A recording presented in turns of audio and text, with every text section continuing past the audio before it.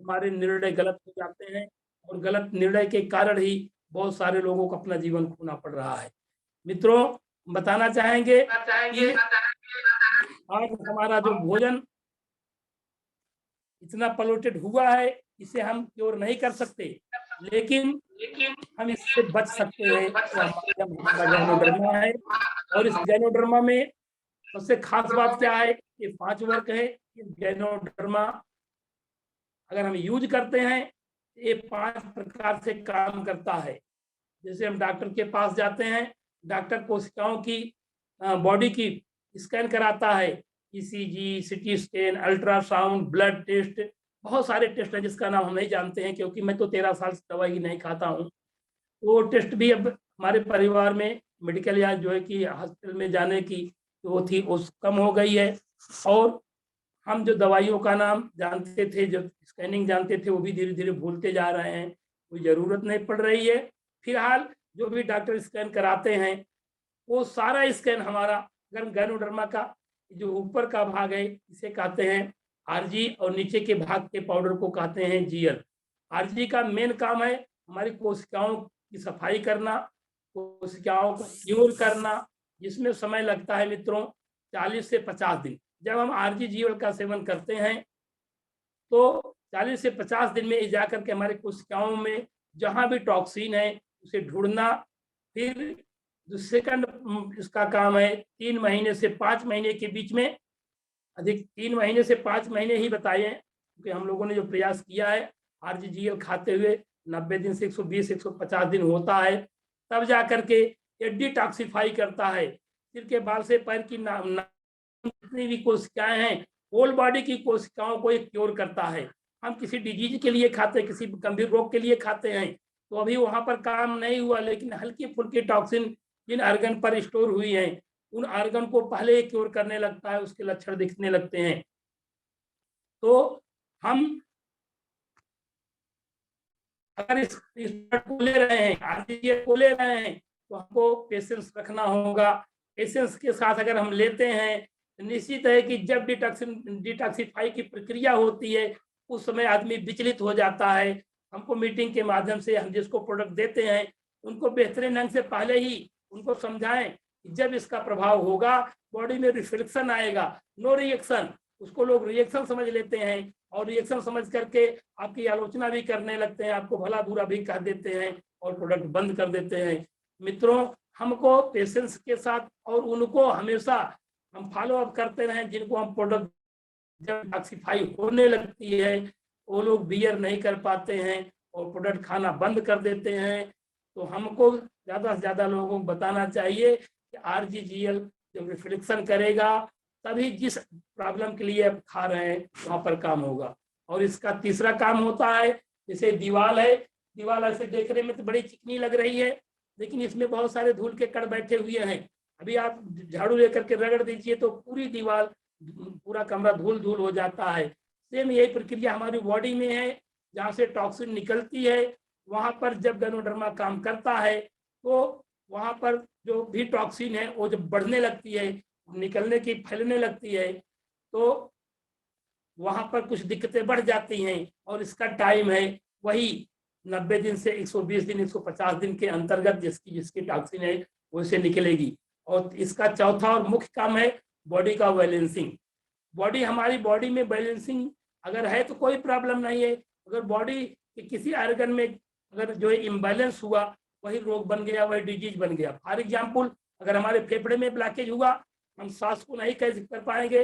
हमारी जो सांसें जाती हैं हमारे फेफड़े में कलेक्ट होती हैं, और वो सांस जो ऑक्सीजन होता है, हमारी धमनियां 1 मिनट में 66 से 72 बार पूरी बॉडी में ब्लड को ले जाती हैं। और जो ब्लड हमारी पूरी बॉडी में जाता है, उस ब्लड 1 मिनट में 72 बार जो ब्लड जाता है, उसमें 72 बार ऑक्सीजन जाता है। और हमारे जो सेल हैं बॉडी के, वो सारे सेल उस ऑक्सीजन को, न्यूट्रिशन के साथ ऑक्सीजन को भी कैच करते हैं और हमारी बॉडी को एनर्जी देते हैं। तो बॉडी की जो बैलेंसिंग होती है, अब जैसे बैलेंस के लिए जो कोई डायबिटीज का रोगी हो गया, एक 30 साल का कोई भी व्यक्ति है, उसके शुगर का जो लेवल होता है वो 80 से 120, 125 होना चाहिए। लेकिन बढ़ती उम्र में 40 से 50 साल कोई हो गया, 90 से अगर 130 युग में। लेकिन जब हमारा गैनोडर्मा अपना चौथा वर्क करता है, जैसे बॉडी का पीएच मान है 7.3, हमारा शुगर है 80 से 130, हमारी बीपी का जो सर्कुलेशन है वो जो है कि वो भी 80 से 120 125, ये अगर ये सारी चीजें सामान्य है तो हमारी बॉडी बैलेंस है। बॉडी जब बैलेंस में है तो जितना भी वर्क होता है इसका, जितना भी आप काम लेना चाहते हैं वो काम बखूबी करता है मित्रों। और पांचवा और अंतिम काम है गैनोडर्मा का, जो कि रीजनरेशन की पावर। कुछ कोशिकाएं हमारी बॉडी में ऐसी होती हैं जो असमय डेड हो जाती हैं या समय से डेड नहीं होती।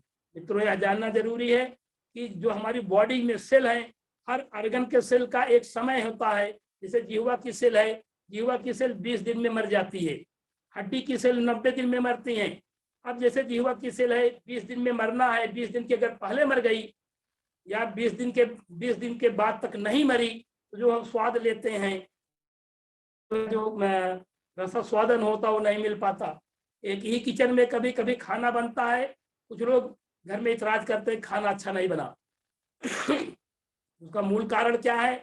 उनकी जिह्वा की सेल जो कोशिकाएं हैं वो 20 दिन में ट्रांसफर नहीं हो पाई, यानी वो मरनी चाहिए। मर करके समय से निकलना बहुत जरूरी है। जैसे जो डेड हुई उनको टाइमली निकल जाना है। और सबसे प्रमुख बात है कि जो सेल जिस समय डेड हो रहे हैं उतने ही सेल उसी दिन हमारे शरीर में नए बनने चाहिए। लेकिन आज हमारे भोजन में पोषक तत्वों की कमी के कारण सेल तो मर रहे हैं, जो नियम से सेल मरने चाहिए वो मर रहे हैं, लेकिन उतने सेल नहीं बन पा रहे हैं, जिससे आज आदमी 120 साल की अपेक्षा 40 से 45 साल में बूढ़ा दिखने लग रहा है। बॉडी में ताकत नहीं आ पा रही है। अगर गैनोडर्मा का हम सेवन करते हैं, उन कोशिकाओं को जो कोशिकाएं समय डेड हो गई हैं, जिसके कारण कोई ऑर्गन हमारा बहुत वीक हो चुका है, 1 से 3 साल तक अगर हम गैनोडर्मा का आरजीजीएल का भरपूर सेवन करते हैं, हमारी बॉडी में नई कोशिकाएं रिजनरेट हो जाती हैं और हमारी बॉडी पूर्णतः हेल्दी हो जाती है। तो पहला काम हो गया स्कैनिंग, दूसरा हो गया डिटॉक्सिफिकेशन, तीसरा हो गया जो कि रिपेयरिंग, चौथा हो गया बैलेंसिंग, और पांचवा और मुख्य काम है रीजनरेशन का काम, बॉडी में नई कोशिकाओं का निर्माण कर। मित्रों ये जो कोशिकाएं मरती हैं, ये कोशिकाएं या नहीं मरती हैं, दोनों कोशिकाएं अगर बॉडी से बाहर डिटॉक्सिफाई नहीं हो पाती हैं, ये कहीं न कहीं किसी न किसी ऑर्गन में जाकर के स्टोर होने लगती हैं। और जहां पर स्टोर होती हैं वहां हल्की सी गांठ जैसी बनती है। उसको यूं समझ लीजिए जैसे हमारे घर में कूड़ेदान होता है, जब भी झाड़ू लगाते हैं जो भी हमारे जो है कि कचरा होते हैं उस कूड़ेदान में डाल देते हैं। जहां पर हमारी मरी हुई कोशिकाएं इकट्ठी होती हैं, हमारा इम्यून सिस्टम वीक होता है, उन जो है कि कोशिकाओं को नहीं निकाल पाता, वो कोशिकाएं जा करके बॉडी के उसी कूड़ेदान में बैठने लगती हैं, धीरे धीरे गांठ बढ़ जाती है। और कारण क्या होता है कैंसर का या बड़े गंभीर रोगों का? जब हमारा इम्यून सिस्टम वीक हो जाता है, ऐसे कंडीशंस में हमारी बॉडी में जैसे सेल डेली बन रहे हैं, ऐसे फ्री रेडिकल्स भी डेली बनते हैं, और उन फ्री रेडिकल को डैमेज हमारा immune system day by day damage करके उसको बाहर निकालता रहता है। जब हमारा इम्यून सिस्टम वीक हो जाता है तो उन फ्री रेडिकल को नहीं निकाल पाता, और वो कुछ सेल वहां पहुंच जाते हैं जहां पर वो हमारा कूड़ेदान है बॉडी का, जहां पर गांठ है, जहां पर गिल्टी है, जब वहां पर फ्री रेडिकल पहुंचता है तो बहुत तेजी से ग्रोथ करता है। हमने स्टार्टिंग में बताया कि हमारी कोशिकाएं जो डेवलप होती हैं बॉडी की 2 में बढ़ती हैं, 2 दूनी 4 दूनी 8 दूनी 16 दूनी 32 दूना 64 दूना 128 की रेशियो में जो कोशिकाएं बढ़ती हैं। लेकिन फ्री रेडिकल की कोशिकाएं अगर हमारे उस गांठ गिल्टी में पहुंच जाए, हमारे सेल इकट्ठे हुए हैं, हमारे सेल अगर वहां पर कोशिकाएं पहुंचती हैं तो ये 2 दूनी 4 नहीं, 2 दूनी 8, 28, 64 की स्पीड से कोशिकाएं बढ़ती हैं। इसलिए अगर किसी को कैंसर अल्सर होता है तो हमारे कोई भी पैथ, चाहे एलोपैथ हो चाहे होम्योपैथ हो, वहां पर कवर नहीं कर पाती। मित्रों एक चीज मैं और बताना चाहूंगा, कैंसर की कोशिकाएं जो बढ़ती हैं उनको रोकने के लिए जो पीपीएम होनी चाहिए, पीपीएम पर पावर पर मिनट के हिसाब से जो होता है ये 6000 मिनिमम 6000 होता है, यानी 6000 पीपीएम होगा तब कैंसर की बढ़ती हुई कोशिकाओं को हम रोक सकते हैं। लेकिन अभी कैंसर के इलाज के लिए जितने भी ट्रीटमेंट बने हैं, जो इंजेक्शन बने हैं, वो 1,500 ppm के ही बने हैं, और एक दिन में अधिकतम 3 इंजेक्शन से किसी को ज्यादा नहीं दिया जा सकता। और जिनको 3 इंजेक्शन दिया जाता है उनको 15-20 दिन जाते जाते उनके दाढ़ी बाल सब झड़ जाते हैं और बिल्कुल गंजा आदमी हो जाता है, बॉडी काली सी हो जाती है, क्योंकि वो इतनी हीट होती है, इतनी हीटिंग पावर उसमें होती है कि हमारे बॉडी के अन्य कोशिकाओं को भी वो डैमेज कर देती है। लेकिन बड़े खुशी की बात है कि जो हमारा गायनोडर्मा है, इसमें जो आरजीजीएल है, अगर हम 30-30 आरजीजीएल मिला देते हैं तो ये 8,000 ppm बनाता है। 8,000, जबकि देखिए कोई आदमी 60 की स्पीड से जा रहा है, अगर आप 80 की स्पीड से जाइए तो निश्चित है कि उसको कवर करके आगे निकल जाएंगे। तो कैंसर के बढ़ने की जो ग्रोथ होती है वो 4 से 5,000 ppm, और ये 8,000 ppm का जब आरजीजीएल हम देते हैं, बहुत जल्दी ही रिकवर करके उन कोशिकाओं को जो हमारे डैमेज हो रही हैं उनको बचाता है। साथ साथ में जो कोशिकाएं मर गई हैं, जो जो फ्री रेडिकल है, उनको बहुत तेजी से जो है कि बाहर निकालने का काम करता है। इस आरजीजीएल का सेवन अगर 90 दिन तक करा दिया जाए, 90 दिन तक कोई आदमी अगर जी गया, केवल लीवर कैंसर को छोड़कर कभी हमारे लाइफ में हमने देखा कि मेरे माध्यम से कम से कम 5 कैंसर के रोगी ठीक हुए हैं, इसमें लीवर का कोई नहीं, लेकिन गले के रोगी, हाइड्रोसील के रोगी, कैंसर के माउथ कैंसर तो 3 लोगों का 2-2 महीने में ठीक हुआ है मित्रों। तो इसमें जो पीपीएम है, ये पावर और धरती पर किसी भी प्रोडक्ट में नहीं है, इसीलिए इसे कहा जाता है किंग ऑफ हर्ब, जड़ी बूटियों का राजा। ये हमारे हाथ में है, अगर हम इसको पा चुके हैं तो अब हम लेते हैं कि इसको हम कैसे यूज कर रहे हैं। जब 1993 में इसका पूरा रिसर्च हो चुका तो हमारे जो 6 गैनो के अलग अलग रूप में थे, जो ब्रेन गैनो, पिकाक गैनो, जो हार्ट गैनो, किमसिन गैनो, रूई गैनो, पिकाक, एक गैनो के रूप में अलग अलग था।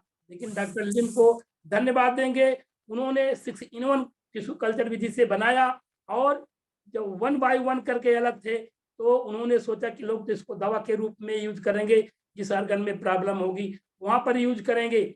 लेकिन उन्होंने ये विचार बनाया कि इसको ऐसा बना दें कि हर आदमी, चाहे हेल्दी हो चाहे अनहेल्दी हो, हर आदमी इसको खा सके और लाइफ टाइम हेल्दी रह सके। इसी के पाउडर को हमारे दैनिक जीवन की वस्तुओं में उन्होंने डाला कि जो जिसकी आदतें हैं, आदत भी ना बदलनी पड़े, और अपनी उसी आदत में अपने घर के केवल ब्रांड बदलना है, अपने घर की दुकान बदलनी है, और उस दुकान को गैनोडर्मा की दुकान कर लेनी है। उन्होंने 2% चाय में डाल दिए, और हमारे पेस्ट में, और सोप में, शैम्पू में, कॉफी में, इन सारे प्रोडक्टों में डाल दिया गया। अब हमको करना क्या है, हमको एक बुद्धिमान कस्टमर और एक जो है कि एक साधारण कस्टमर, एक बुद्धिमान कस्टमर की तरह हमको जो है कि इसका प्रयोग करना है। मित्रों, ये चाय है, ये चाय में 2% डाला गया है। अगर चाय की क्वालिटी को हम देखें, दुनिया में सबसे तेज पी जाने वाली चीज चाय है। अंग्रेज हमारे यहाँ आए, वो चाय पीते थे, हमारे यहाँ के लोग शरबत और जो है कि दही या जो गन्ने का जूस पीते थे। बहुत सारे बुजुर्ग कहते मिले हैं कि अंग्रेजों ने आए, हमको गर्म पानी देकर चले गए। लेकिन हमको मनन करना चाहिए, पूरे वर्ल्ड में शासन करने वाले अंग्रेज पूरे वर्ल्ड में शासन किए, नेपाल को छोड़ करके बड़े खुशहाल हैं। अशोक जी, नेपाल पर अंग्रेजों का शासन नहीं था, बाकी पूरे वर्ल्ड पर शासन करने वाले अंग्रेज चाय पीते थे। क्यों चाय पीते थे? अगर इतने बुद्धिमान थे तो चाय पीते थे। चाय में ऐसी प्रॉपर्टी पाई जाती है, ऐसी अनेकों प्रॉपर्टी हैं जो हमारी होल बॉडी को, गैनोडर्मा की चाय को भी हटा दे, गैनोडर्मा को भी हटा दीजिए, अगर बागान के ऊपर की 3 पत्तियों की शुद्ध चाय मिल जाए तो इसमें इतने हमारे जो है कि पावरफुल उसमें जो है कि तत्व हैं, जो हमारे पहला तो काम है, अगर शुद्ध चाय पत्ती है तो फ्री रेडिकल को डैमेज करती है। दूसरा काम है, अगर शुद्ध चाय पत्ती है हमारे ब्लड सर्कुलेशन को हमेशा प्रवाहित करती है। तीसरा, हमको एनर्जी देती है। चौथा, पेट से संबंधित जितने भी विकार हों, नाम नहीं लेऊंगा, जितने भी विकार होते हैं पेट में, वो सारे के सारे विकार अगर शुद्ध चाय हमारे अंदर जा रही है वो खत्म कर देते हैं। और इसमें तो सोने का सुहागा हो गया कि शुद्ध चाय पत्ती के साथ साथ इसमें 2% गैनोडर्मा मिला दिया गया। अब हमारे गैस, कब्जियत को दूर करने के साथ साथ ब्लड सर्कुलेशन को भी हमारा मेंटेन कर रहा है। कोई 50 साल पुराना गैस का रोगी हो तो हमारे चाय का पानी गर्म दिनों में ठंडे पानी में, ठंडी के दिनों में गर्म पानी में डालकर पीता रहे और वो सारे दिक्कतों से मुक्ति पा जाएगा। और सबसे मुख्य होता है पेट। पेट अगर मेंटेन हो गया, पेट सफा तो हर रोग दफा। तो ये पेट के लिए राजा है। अगर और जो है जब पेट साफ हो गया, जो भी हम खाना खा रहे हैं, चाहे टॉक्सिक है चाहे नॉन टॉक्सिक है, उसमें जो भी तब मिनरल्स मिल रहे हैं, जो भी उसमें जो है कि प्रोटीन है, विटामिन है, फैट्स हैं, जितने भी पोषक तत्व हैं, वो सारे के सारे हमारी बॉडी को लगते हैं। मित्रों, एक चीज और मैं बताना चाहूंगा, चूंकि हम लोग डिजेक्शन से जुड़े हुए हैं, हमें हमारे खान पान की जो प्रक्रिया है, उसमें भी हमको हल्का सा परिवर्तन करना है। खाते समय हमको 1-2 घूंट पानी पीना चाहिए, मुंह को केवल कुल्ला कर लेना चाहिए। हम चाय को भिगो कर रखें, खाने के 45 मिनट बाद बहुत तेजी से प्यास लगेगी, जब गला सूखने लगे तब हम अपना जो भिगो कर चाय रखे हैं 1 लोटा यानी 3 गिलास 4 गिलास पानी को हम पी लें, तो चाहे कोई पुराना गैस का रोगी हो, चाहे ना भी गैस का रोगी हो, उसका भोजन बढ़िया से पचेगा। होता क्या है, हम भोजन को जब अंदर लेते हैं, भोजन जाता है तो मेरे नीचे आमाशय के नीचे एक पार्ट है जिसको अग्नाशय कहते हैं, जिससे पैनक्रियाज कहते हैं, वो भोजन को हीट करता है। हम खाना खाने के जस्ट बाद जब ज्यादा पानी पी लेते हैं, तो खाने के बाद 30 से 35 मिनट तक हमारे लार निकलता रहता है, और वो लार जाकर के पूरे भोजन को आच्छादित करता है, और नीचे से पैनक्रियाज हमारे भोजन को हीट करता है। और जब हम ज्यादा पानी पी लेते हैं, भोजन हमारा नीचे से हीट भी नहीं हो पाता है, और जो लार जाती है वो पानी में तैरने लगती है, हमारा भोजन डाइजेस्ट नहीं हो पाता है और भोजन सड़ता है। मित्रों, जब भोजन सड़ेगा, जब भोजन हजम होगा, शरीर मजबूत भी होगी और कभी गैस की शिकायत नहीं होगी। तो सबको हमारा पेस्ट और जो है कि चाय, दो ऐसे प्रोडक्ट्स हैं जो हमारे पेट को हमेशा सफा रखेंगे और हमारे हर रोग को दफा कर देंगे। अब आते हैं, जब भोजन जो है हमारा डाइजेस्ट होता है, पहले कन्वर्ट होता है ग्लूकोज में, और जब ग्लूकोज बनता है फिर उसको और कन्वर्ट करते हैं, शुगर बनता है। शुगर जो बनता है वही हमारा मूल जो है एनर्जी की जो है फैक्ट्री है। और जो शुगर बनता है उसको तोड़ने के लिए उसी अग्नाशय में कुछ बीटा सेल्स होते हैं जो इंसुलिन जो है कि बनाते हैं, और बीटा सेल अगर हमारे क्योर हैं तो पर्याप्त इंसुलिन निकलेगी। जैसे अगर हम भोजन किए 100 ml अगर हमारा शुगर बना, तो पैनक्रियाज से 100 ml इंसुलिन आता है। जितना शुगर बनेगा पैनक्रियाज उतना ही इंसुलिन जो है निषेचित करती है। दोनों का 100% अगर जो है भागीदारी है, हमारा शुगर कन्वर्ट होता है, एनर्जी मिलती है। लेकिन आज के और कैसे दोनों होता है उसका एक उदाहरण और मैं दूंगा। जैसे अभी आप सूखा चना, भुना हुआ चना लेते हैं, 2 दाना डालेंगे, चबाना शुरू करेंगे, थोड़ी सी लार आएगी, उसको लिक्विड में कर देगी। लेकिन अगर आप एक मुट्ठी चना डाल लिए मुख में, चबाना शुरू किए, तो कम से कम 2500 ml शुगर आएगी, यानी उसको जितना लिक्विड की जरूरत है उतना जो है कि ऊपर से जो है कि लार आती है। सेम यही प्रक्रिया होती है शुगर और इंसुलिन का। दोनों का कॉम्बिनेशन अगर 100% है, हमारा शुगर कन्वर्ट होता है एनर्जी में, हमारी बॉडी एनर्जी रहती है। तो हम अगर चाय ले रहे हैं, मंजन भी अगर हमेशा यूज कर रहे हैं, हम नहीं कहते कि आरजीजीएल हर आदमी ले पाएगा। आरजीजीएल तो वही लेगा जो डिएक्शन से कमाएगा। जैसे हम लोग पर मंथ जो है आरजीजीएल का डिब्बा लेते हैं, पर मंथ जो है कि ये भले 8730 रुपए का मिलता है, हम लोगों के लिए भारी नहीं लगता है। हर महीना पूरा परिवार इसको लेता है, मनमाने ढंग से लेता है। पहले हम लोग साबुन लगाते थे डिएक्शन का, ऐसे ऐसे करके रख देते थे, ऐसे करते थे, करके ऐसे करते थे। अब तो बता